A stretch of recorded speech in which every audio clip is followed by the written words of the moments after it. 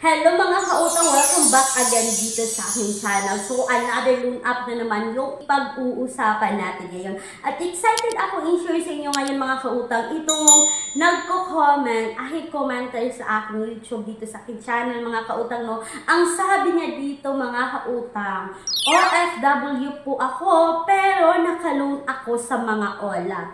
Siguro napansin ni ma'am na talagang nagre-reply ako na ma'am, ano po yung mga offer ng pwede sa mga OFW. Sa akin mga kautang, hindi ko talaga masabi no, na talagang nag-o-offer sila sa OFW kasi hindi ko naman talaga nasubukan. So talagang ito na ngayon. Ito na yung sagot ng mga OFW. Pero siguro hindi lahat. Talagang nagko-comment si ma'am, sabi niya, OFW ako pero naka-loan ako sa mga OLA. Yan yung sabi niya. At ito mga kautang, no, tinanong ko siya, wow, anong loan ako ba yung na-try ninyo po kahit OFW kayo?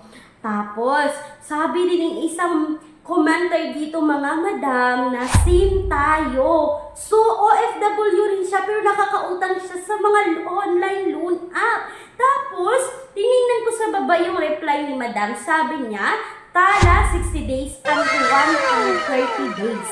Take note mga kautang, siya po or sila po, kasi dalawa sila, di ba? Dalawa silang nakapag-utang kahit sila ay OFW. Ang sabi niya ni ma'am, tala 60 days and 130 days. So yun yung mga utangan online na talagang nautangan nila mga kautang na kahit sila ay OFW. So mga kautang, hindi ko kayo iniigan yung lalo lang sa mga OFW dyan ha, na talagang i-pursue ninyo or talagang umutang kayo dito sa nabanggit kong tala at 100.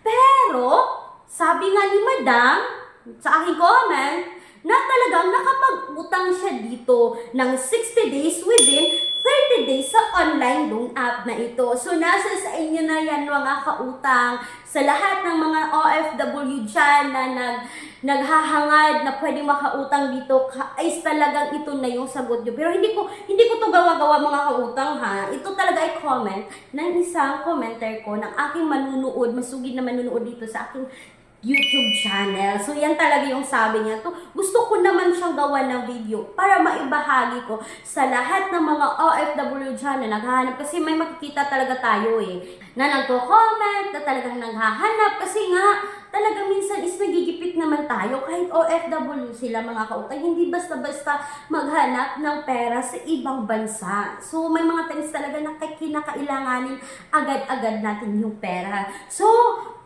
sa mga OFW dyan, ito yung sabi ni ma'am, nakapag-utang siya kay tala at kay huwanhan. So, yun lang po mga kautang sa short video na ito, no. Pero kung kayo ay naghahanap ng mga alternatives online loan app na subok na ng nakararami, is you can visit my description box or sa pen comment section ng video na ito. At kung kayo naman po ay employed or self-employed at gusto nyo mag-apply sa bangko, mga kautang, no, they offer minimum of 20,000, maximum of 2 million pesos. So, para sa karagdagang information is you can message me dito mga kautang, and please take note that all applications submitted is subject for bank approval. So that's all for today's video. Kulang ang budget, ang mahal ng mga bilihin. No problem. May solusyon tayo.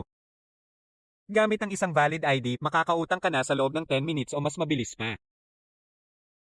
Mag-apply ng loan kahit anong oras, kahit gabi o kahit weekends or holiday. Maaaring i-check ang pinned comment sa video na ito, bisitahin ang link at mag-apply na.